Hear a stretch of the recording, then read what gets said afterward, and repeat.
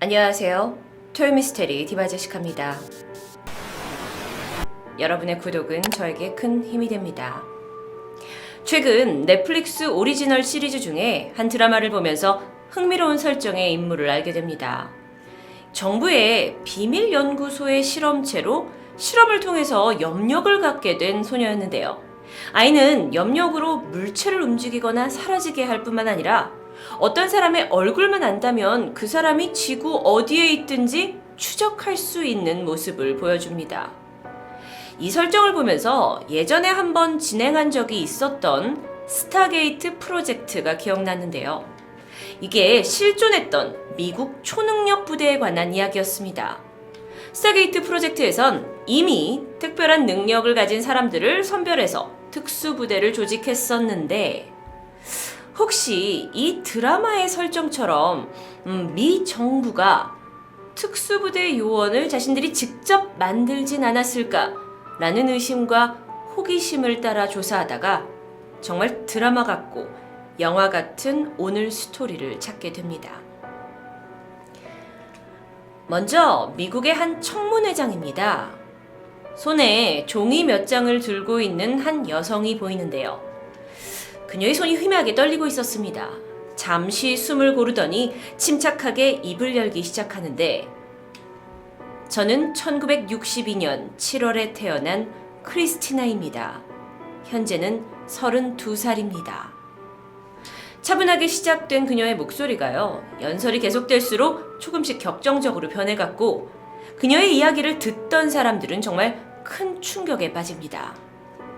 크리스티나는 닥터 그린이라는 사람이 진행한 쇠뇌 실험의 대상자로 1966년부터 1976년까지 끊임없이 이용당했습니다.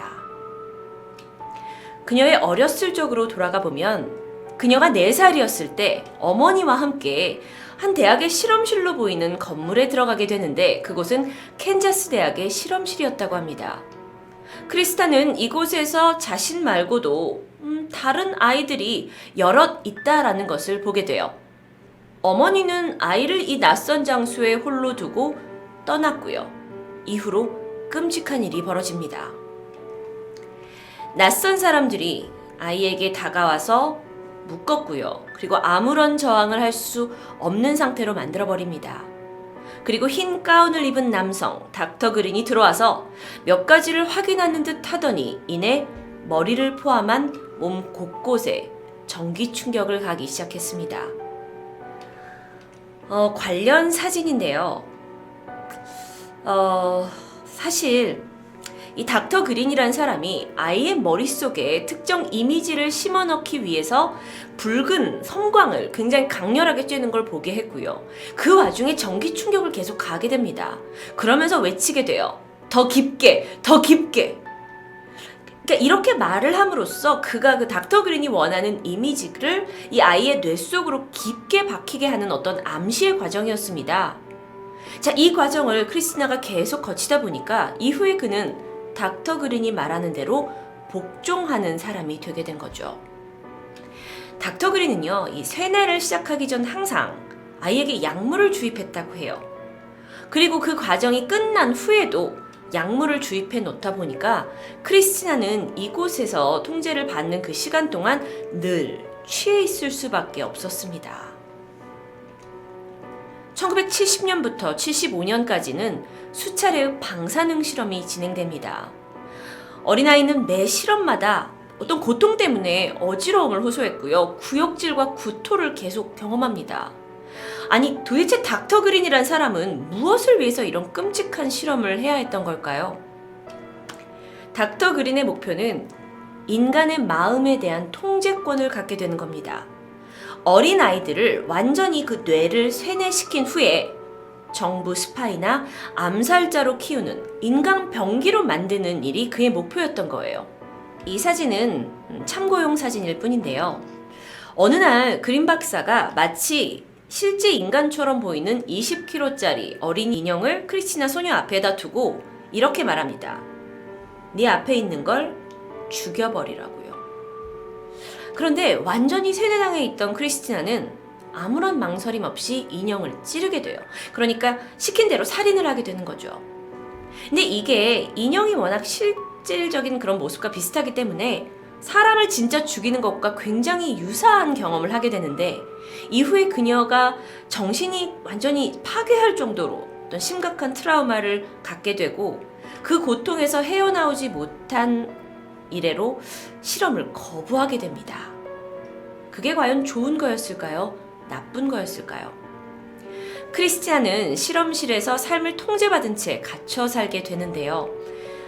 점점 이제 나이가 들잖아요. 성장을 하게 되면서 거부하고 거절하고 반항하기 시작합니다. 그러니까 닥터 그린이 어라, 이거 내 통제 안에서 더 이상 있을 수 없겠는데? 라는 것을 깨닫고 태도를 바꾸게 되는데, 그렇다고 실험을 멈추고 자유를 내준 게 아니었습니다. 어떤 이전까지 해오던 동일한 세뇌 기법은 계속되었지만 그가 여태까지 심어뒀던 메시지를 조금씩 바꾸기 시작해요. 그리고 삭제하는 기능까지 넣게 됩니다. 뿐만 아니라 크리스티나에게 자기 파괴 그리고 죽음의 메시지까지 넣었습니다. 그러니까 무슨 의도였냐면, 내가 만들고자 했던 모습이 아니라면 넌 나한테 필요 없어. 넌 죽어도 돼. 그런데 너 혼자 죽어야지. 스스로 죽도록 만들려는 세뇌였어요. 여러분, 크리스티나는요, 자기 삶을 자기 의지대로 살 수 없게 돼요. 4살 때부터요. 그렇게 하다가 이 세뇌와 고문에서 극적으로 벗어나게 됐고, 이후 여러분이 아까 보셨던 것처럼 청문회장에 서서 정부의 비인간적인 실험을 낱낱이 밝힐 수가 있었습니다. 여러분, 이 이야기는 도시괴담도 아니고 영화 속 이야기도 아닙니다. 더 문제는 아주 오래전 이야기도 아니라는 거죠. 그녀가 이렇게 청문회장에 섰을 때는 1994년이에요. 그리고 이 세뇌 실험은 1970년대까지 일어났던 실제 이야기입니다. 4살짜리 어린아이였던 크리스티나는요, 실제로 있었던 MK 울트라라는 프로젝트의 일환이었습니다. 자, 이 프로젝트가 뭐냐 조금 더 알아보게 되면요, 빛, 전기, 소리, 방사능 또는 화학, 약품, 생물학 같은 이런 걸 이용해서 내과, 외과 수술을 포함한 모든 기술을 다 동원을 해서 사람을 세뇌시키고 역세뇌시키고, 내가 세뇌를 다시 빼내기도 하고 기억력을 조작하기도 하고, 즉 마인드 컨트롤이라는 얘기 여러분 아시죠? 이 마인드 컨트롤을 하려고 했던 정부의 실험입니다. 원래 이쪽 연구는 그 나치 독일의 학자들이 자주 했던 거예요. 그래서 그 안에서 이제 발전을 해왔는데, 세계 2차 대전이 끝나고 미국은 독일의 과학과 의학 정보들을 빼돌려가지고 심지어 연구지들을 그대로 미국에 데려와서 이 연구를 이어갑니다. 왜 그랬을까요? 앞으로 있을 소련과의 힘겨루기 위해서 혹시나 이게 필요할 수도 있지 않을까라는 생각 때문이었다고 해요. 이후에 미국의 CIA는 MK 울트라 작전에 몰두하게 되는데, 그 계기가 놀랍게도 한국전쟁이었습니다. 어떤 일이 있었냐면요, 중공군과 이 북한군에게 잡혔던 미군 포로들이 돌아왔어요. 그런데 그곳에서 아주 심하게 세뇌를 당한 상태를 보게 된 거죠. 그리고 그들이 미국의 본토에 돌아와서도 이걸 극복하지 못하고 정신적으로 이제 피폐해지는 것을 미국에서 보게 됩니다. 어라? 그리고 여기에 CIA가 충격을 받게 돼요. 그리고 당시의 CIA 국장이었던 앨런 넬레스의 강력한 추진으로 실험이 시작됩니다. 이 실험은 그러니까 우리도 이런 세뇌의 기술을 가져야 되지 않겠느냐라는 거고, 군인들을 대상으로 하는 것이 아니라 평범한 시민이나 어린아이 또는 노숙자, 매춘부처럼 언제 사라져도 아무도 주목하지 않는 약자들이 희생이 되었습니다. MK 울트라 프로젝트는 1964년 MK 리서치라고 이름을 바꿨는데요.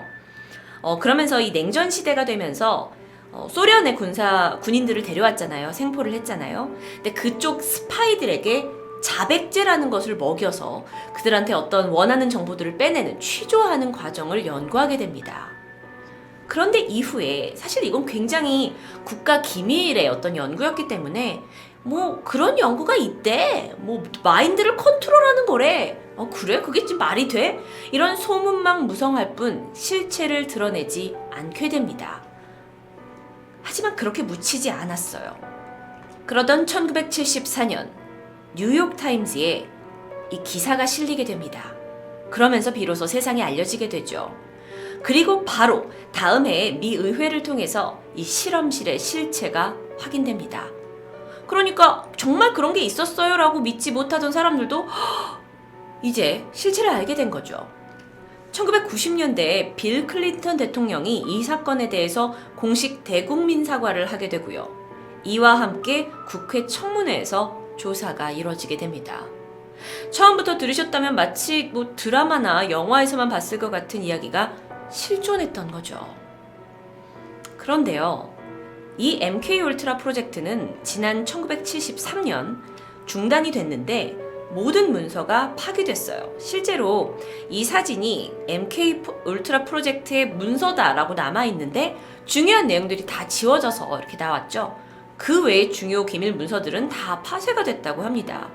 그러다 보니까 누가 피해자인지, 어떤 범죄 내용이 정확히 있었는지, 그다음에 누가 책임을 져야 하는지에 대한 증거가 사라져버린 거죠. 그나마 조사를 통해서 약물을 이용해서 여러 비인간적인 방법으로 세뇌, 마인드 컨트롤을 했다는 것만 겨우 확인합니다. 다행히 크리스티나가 증언을 하게 되면서 그녀가 대표적인 희생자로 용기를 냈고 청문회에 섰던 것이죠. 와, 정말 MK 울트라 프로젝트, 이게 물론 과거의 일이지만 미 정부에 의해서 이게 주도가 됐다라는 건 굉장히 충격적인 일인데요. 사람을 세뇌시키고 조종하는 이런 프로젝트는 이제 현재에서 완전히 사라졌을까요? 사실 우리 주변에서 뭐 해외도 그렇고 한국도 그렇고 이런 관련된 아주 사실적인 영화와 드라마가 많이 제작이 됩니다. 최근 가장 핫한 넷플릭스 오리지널 시리즈 기묘한 이야기에서도 이 정부 주도 실험인 MK 울트라 프로젝트가 스토리 속 설정의 한 부분으로 존재합니다. 여러분 많은 분들이 보셨죠? 이 기묘한 이야기는 넷플릭스 오리지널 시리즈 중에 가장 큰 성공을 거뒀다고 할 만큼 정말 전 세계에 두터운 매니아층을 보유하고 있는데요. 잠깐 여러분께 이제 모르시는 분들을 위해서 스토리를 말씀드리면 1980년대 배경의 SF 미스테리 미드입니다. 굉장히 그 평화롭던 마을에 연쇄적으로 실종 사건이 발생하고 마을 사람들이 초자연적인 현상을 경험하면서 이 스토리가 시작이 되는데 여기에서 핵심 인물이 있습니다. 미스테리한 힘을 가지고 있는 이 소녀, 11이라는 소녀가 등장해요. 알고 보니 아이가 강력한 염력을 갖게 된 거였죠. 그래서 이 드라마에서 사람 얼굴만 이 아이가 딱 보면 어디에 있든지 그 사람을 추적할 수 있어요. 그러다 보니까 정부에서 이 소녀를 이용해서 소련의 요주 인물들을 염탐하거나 암살하는 목적을 가지고 있었던 겁니다. 그러다가 이 11이 탈출을 하게 돼요. 탈출을 하게 되고 그러면서 이 이후에 많은 이야기들이 진행이 되는데요.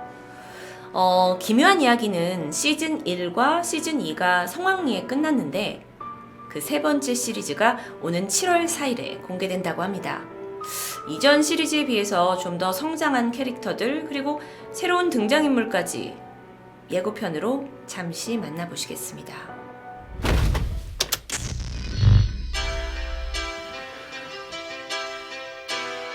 At least someone's happy I'm home.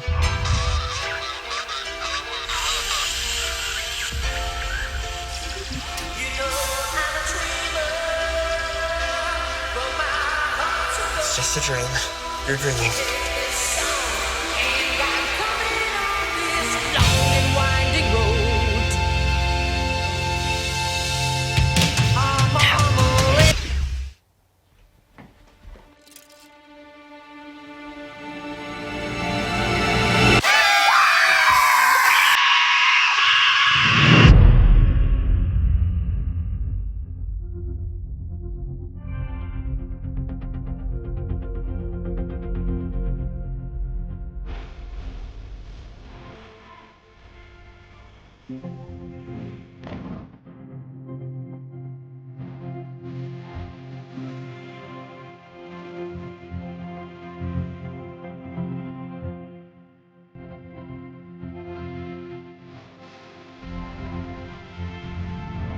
We're not kids anymore. I mean, what did you think? We're just gonna sit in my basement all day? Play games for the rest of our lives?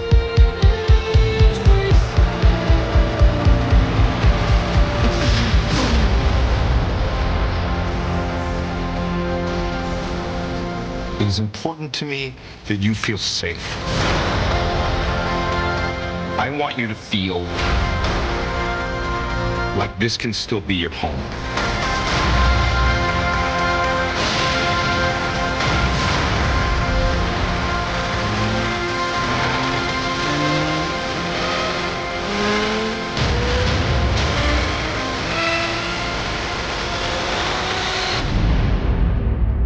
Happy 4th of July!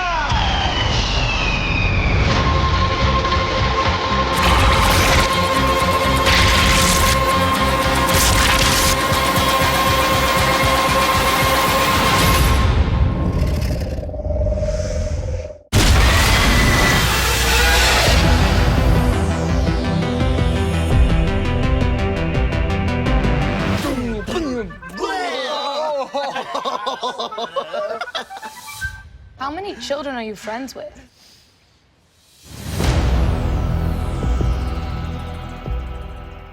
넷플릭스의 기묘한 이야기, 사실 이미 많은 분들이 보고 계시죠. 이게 혹시 모르시는 분이 계시다면 단순하게 어떤 SF 판타지 스토리뿐만이 아니라 이 아이들끼리의 어떤 우정, 또 사랑, 성장 스토리까지, 그러니까 미스테리물이라고 보기에는 좀 웃음을 띠고 보게 되는 부분들도 있고요.